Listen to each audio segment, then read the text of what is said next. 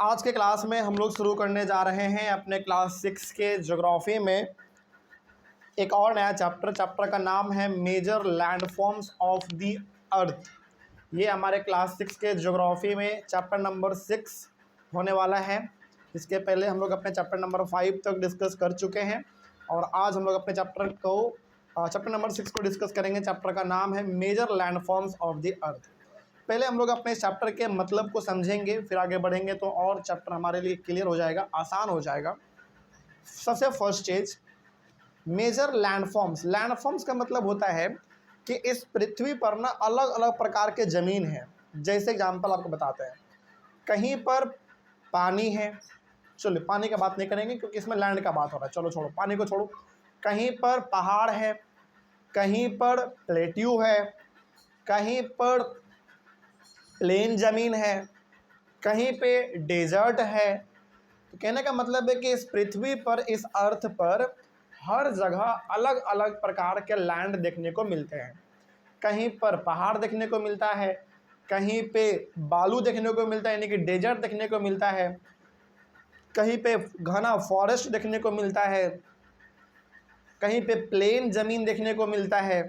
तो इस पृथ्वी पर लगभग हर प्रकार के, वो भी अलग अलग लैंडफॉर्म हम लोगों को देखने को मिलता है, यानी कि अलग अलग प्रकार के ज़मीन देखने को मिलते हैं। अब इसमें हम लोग ये पढ़ेंगे, पहला पॉइंट हमारा फॉर्मेशन ऑफ लैंडफॉर्म्स, यानी कि ये जो अलग अलग प्रकार के ज़मीन आपको दिखते हैं, कहीं पे पहाड़ दिख रहा है, कहीं पे डेजर्ट दिख रहा है यानी कि बालू वाला इलाका दिख रहा है, कहीं पे प्लेन ज़मीन दिख रहा है, तो ये बनता कैसे है ये सब, है ना। तो इसका फॉर्मेशन हम लोग पढ़ेंगे कि आखिर ये बनता कैसे है। तो आइए शुरुआत करते हैं अपना सबसे पहले कि आखिर ये बनता कैसे है। सबसे पहला पॉइंट लिखा हुआ है, with in the earth a continuous movement is taking place. This continuous movement results in the formation of different types of landforms. देखो हमारे धरती के नीचे ना, यानी कि हमारा धरती का जो नीचे वाला पार्ट है, अंदर वाला पार्ट है, वहाँ पे लगातार हमारे धरती का मूवमेंट चल रहा है, यानी कि धरती के अंदर लगातार कुछ ना कुछ हो ही रहा है। जैसे अभी हम लोग अपने क्लासरूम में बैठे हुए हैं, एकदम बिल्कुल शांति से, हम लोगों को पता भी नहीं चल रहा है कि ज़मीन के नीचे क्या चल रहा है, क्या हो रहा है। लेकिन सच बात तो ये है कि हमारे धरती के नीचे हर समय कुछ ना कुछ घटना घट ही रहा है। लेकिन वही चीज़ जब थोड़ा बड़े लेवल पे हो जाता है, थोड़ा सा फास्ट हो जाता है, तो वो हम लोगों को अर्थक्वेक के रूप में दिखता है। और जब बहुत भयंकर होता है तो धरती उलट पुलट हो जाता है। और इसी तरीके से हमारा पहाड़ बन जाता है, कभी कभी प्लेन ज़मीन बन जाता है, कभी डेजर्ट बन जाता है, कहीं पे जंगल ज़्यादा हो जाता है। तो यही सब चीज़ है। तो कहने का मतलब सिंपल सा ये है कि ये धरती जितना हमको ऊपर से शांत दिखता है, ये इतना शांत है नहीं। धरती के नीचे आप देखोगे तो धरती के नीचे लगातार कुछ ना कुछ प्रोसेस डेली और हर वक्त चल ही रहा है, मतलब वहाँ पे कुछ ना कुछ हो ही रहा है। लेकिन वो चीज़ जब बहुत बड़े लेवल पे हो जाता है तो फिर हमारा धरती पे अर्थक्वेक आ जाता है, ठीक है। और वही हम लोगों को, मतलब वही चीज़ अलग अलग प्रकार के लैंड को फॉर्म करता है। कहीं पे पहाड़ बन जाएगा, कहीं पे प्लेट्यू बन जाएगा, कहीं पे प्लेन ज़मीन बन जाएगा, कहीं पे डेजर्ट इलाका बन जाएगा। तो ये सब चीज़ वैसे ही होता है, यानी कि धरती के नीचे गड़बड़ी होने की वजह से अलग अलग प्रकार के ज़मीन आपके सामने नज़र आते हैं। अब इसमें हम लोग एक डेफिनेशन हमारे सामने, इरोजन क्या होता है। देखो इरोजन का मतलब क्या होता है, the wearing away of the earth surface is called erosion. Erosion का मतलब होता है ज़मीन के ऊपर जो आपको मिट्टी दिखता है, बालू दिखता है, जब ये सब बह के उड़ के कहीं दूसरे जगह चला जाए, इसी को हम लोग कहते हैं इरोजन। इरोजन का सिंपल सा मतलब है कि धरती के ऊपर जो बालू है, मिट्टी है, ये सब जब या तो पानी के साथ बह के या फिर हवा के साथ उड़ के किसी दूसरे जगह पे चला जाए, यही हमारा कहलाता है इरोजन। क्या कहेंगे इसको हम लोग, इरोजन कहेंगे। तो सिंपल सा है। तो कोई पूछे आपसे कि बताइए इरोजन क्या कहलाता है, तो इरोजन का मतलब होता है धरती के ऊपर जो बालू है, मिट्टी है, धूल है, इन प्रकार की चीज़ें हैं, जब ये या तो उड़ के हवा से, यानी कि बवंडर आया, हवा चला और ये उड़ के किसी दूसरे जगह पे चला गया, या फिर पानी उसके ऊपर से बहुत तेज़ी में बहा और वो किसी जगह पे उसको बहा के लेके चला गया, उसी को हम लोग कहेंगे इरोजन, ठीक है। अगला है हमारा इसमें डिपोजिशन। तो the rebuilding of the earth surface which was wearing away by the process of erosion is called deposition. अब जहाँ पे हमारा ये मिट्टी उड़ के गया है, जिस जगह पे वो गिरेगा, जिस जगह पे वो लैंड करेगा, उस जगह को हम लोग कहेंगे डिपोजिशन। मतलब सिंपल सा है, दो वर्ड है यहाँ पे, दोनों एक दूसरे का अपोजिट है, दोनों एक दूसरे के लिए उल्टा है। सबसे पहला हम लोग समझते हैं इरोजन। इरोजन का सिंपल सा मतलब वह किसी जगह से धूल का, मिट्टी का, या तो उड़ के या फिर पानी के साथ बह के किसी दूसरे जगह पे चला जाना, तो ये हो गया हमारा इरोजन।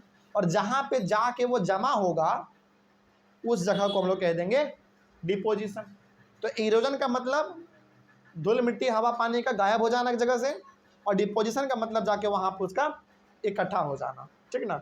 जैसे मान लेते हैं, सपोज करो कि बहुत जोर आंधी तूफान आया और हमारे इस इलाके से, बोरिंग रोड से मान लेते हैं, पूरा धूल मिट्टी उड़ा और जाके पटना स्टेशन पे जमा हो गया। तो धूल मिट्टी उड़ा कहाँ से, हमारा गायब कहाँ से हुआ, बोरिंग रोड से, तो हो गया हमारा इरोजन। वो प्रोसेस क्या कहलाएगा, इरोजन। और जमा जाके हो गया है पटना स्टेशन पे, तो वो चीज़ हमारा वहाँ पे जो जमा होगा धूल मिट्टी बालू वगैरह, वो हो जाएगा हमारा डिपोजिशन।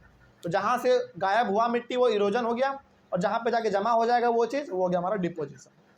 आगे, the process of erosion and deposition is carried out by running water, ice and wind. मतलब किसी जगह का जमीन का गायब होना, मतलब किसी जगह का धूल मिट्टी बालू वगैरह गायब होना और किसी जगह पे जाके वो इकट्ठा होना, ये चीज़ दो तीन वजह से हो सकता है। या तो ये पानी की वजह से हो सकता है, मतलब किसी ज़मीन के ऊपर से पानी बहुत तेज़ी में बहा और वो पानी अपने साथ बहते बहते उस ज़मीन के ऊपर जो धूल मिट्टी बालू वगैरह था उसको भी साथ में लेके चला गया, तो ये भी हमारा डिपोजिशन हो सकता है। मतलब डिपोजिशन इससे भी होता है, नहीं कि वाटर से भी होता है। अगला हमारा हवा। मान लीजिए बहुत तेज हवा किसी जगह पे चला, बाउंडर वगैरह आ गया और उस जगह का पूरा धूल मिट्टी बालू वगैरह आसमान में उड़ने लगा और जाके किसी दूसरे जगह पे जाके वो जमा हो गया। तो ये जो इरोजन और डिपोजिशन है, यानी किसी जगह का मिट्टी बहा के लेके जाना, कहीं पे जाके उसको जमा कर देना, ये चीज़ लगातार चलता ही रहता है किसी न किसी जगह पे। और ये या तो पानी से हो सकता है, या तो आइस से हो सकता है, यानी कि बर्फ़ से हो सकता है ये, या फिर ये हवा से हो सकता है, ठीक ना। तो ये चीज़ हमारा लगभग चलता ही रहता है। आगे बढ़ते हैं।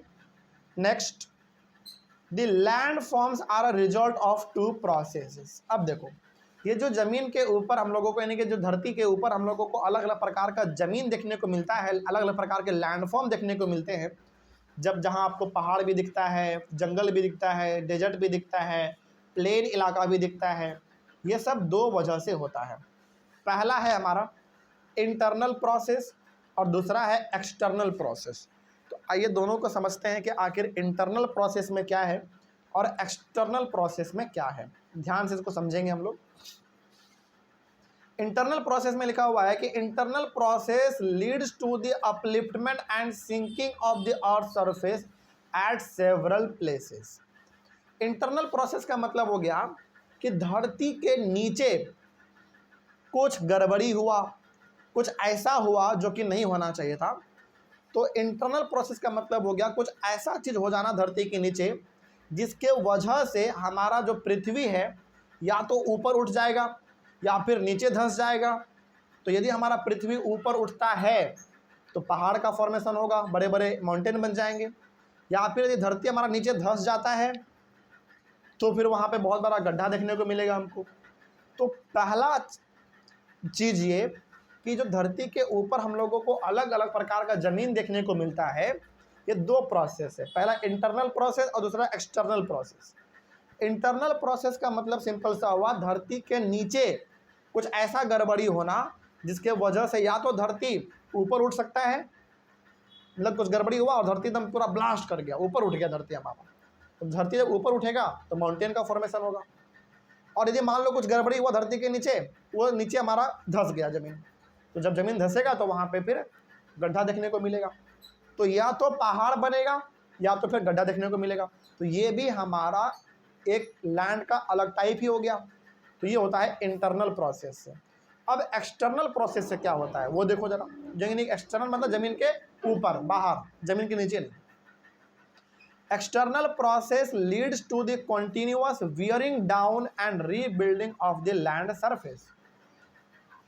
अब एक्सटर्नल प्रोसेस का मतलब हो गया जो जमीन के ऊपर आपको दिखने को मिलेगा, बेसिकली ये बात कर रहा है इरोजन का और डिपोजिशन का। तो जमीन के ऊपर क्या हो सकता है, या तो इरोजन प्रोसेस से किसी जगह का धूल मिट्टी वगैरह बालू वगैरह एक जगह से गायब होकर दूसरे जगह चला जाएगा, तो जहाँ से वो गायब होगा वहाँ पे थोड़ा सा गड्ढा देखने को मिलेगा, और जहाँ पे जाकर वो जमा हो जाएगा वहाँ पे थोड़ा सा आपको पहाड़ देखने को मिलेगा, मतलब वहाँ के धूल मिट्टी का थोड़ा सा ऊंचा वाला इलाका आपको देखने को मिलेगा।